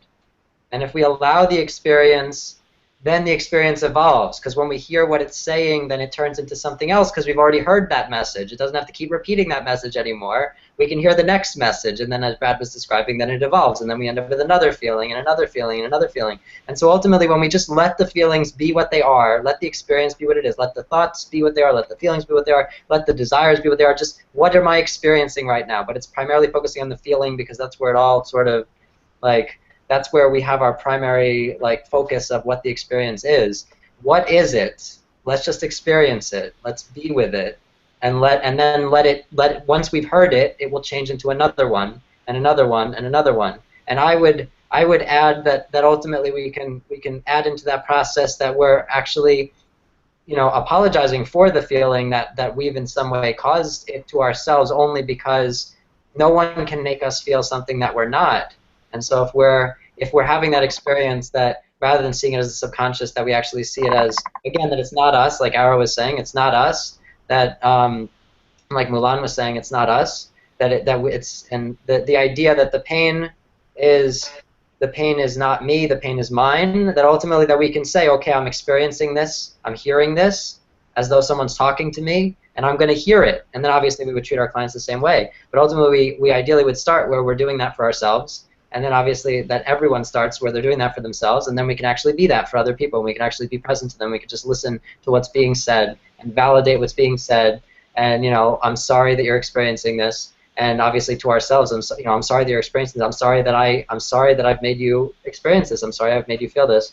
And then ultimately, no matter what, if we do any part of that listening process, then it will be instantaneous results, as everyone's been describing that we get, because that is all that our feelings really want, is to be heard by us, and then we can move forward. And the reason we don't even have to necessarily apologize and that we can have what Brad is describing or Mulan is describing is that once we've intended to go forward, then we imagine what Mulan is describing, imagine the future positive experience, then we are going to experience all the old destinations coming up. We are going to experience all the contrast with that new experience that we've already experienced in the past and present. And so ultimately then, because we're already headed forward, all our thoughts, feelings, instincts really want is to be heard by us. If we acknowledge them, they'll let us move forward. So that's why we don't even necessarily need to say anything to them. They just want to know that we've heard them.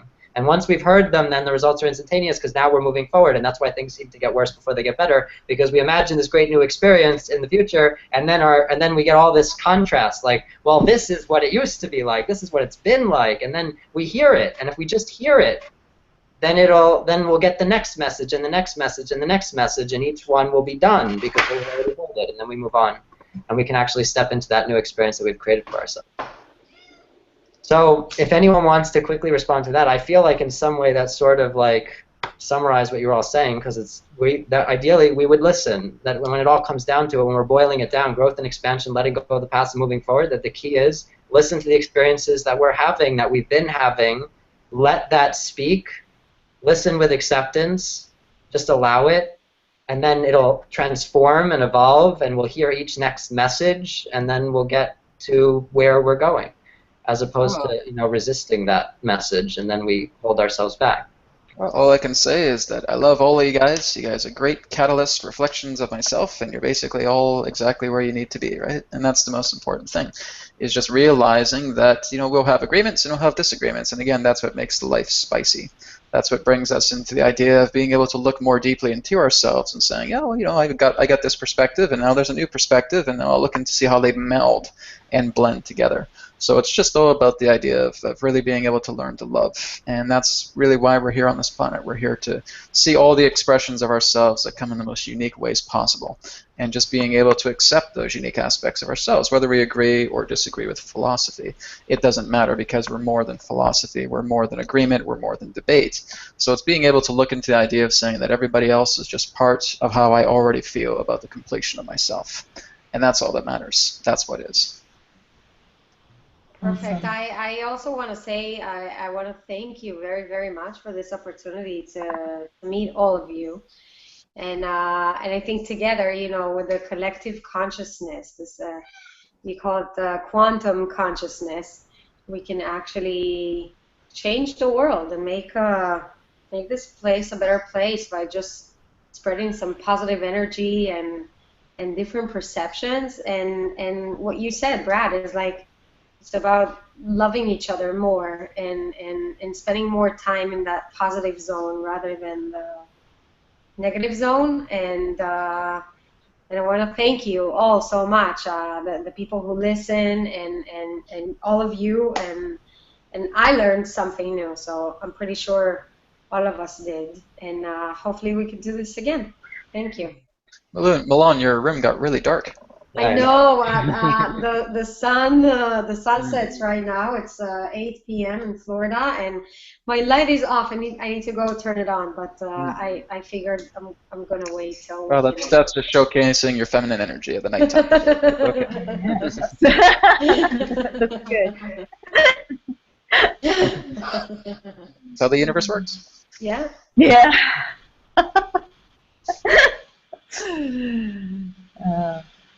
Yeah, I wanted to thank you all as well. It's been wonderful to join, and it's very special. And I do love that when we're creating spaces for people to be listened to be heard, I really just want to acknowledge all of you and myself for holding that space, because it's really important work. The more people who have support to hear themselves, the more this planet will actually become a place of love.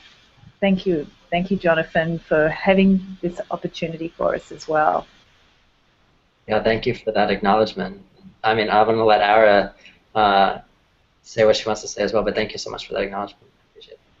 I'd just like to express my appreciation, Jonathan. What a great idea you had to bring some people together and have at this all-important topic about what makes things go round, right? And I have to agree with Brad. We're all reflections of one another. And isn't it interesting to see those aspects of ourselves personified and get a cleaner, deeper understanding of who we truly are and who we have evolved into. It's been absolutely phenomenal sharing with all of you today and hearing all your contributions. I absolutely loved it. Thanks. Me too. Thank you so much, everyone, for allowing this to be possible. And I agree. Thank you I really appreciate the reflections of myself that I see here and that I've heard here. So thank you for allowing this to be possible and being part of this, all of you. This was great. And I would love to do more of this, so we'll see how that plays out. Thank you. Okay. Bye, everyone. Have a great day. Bye. Thank you.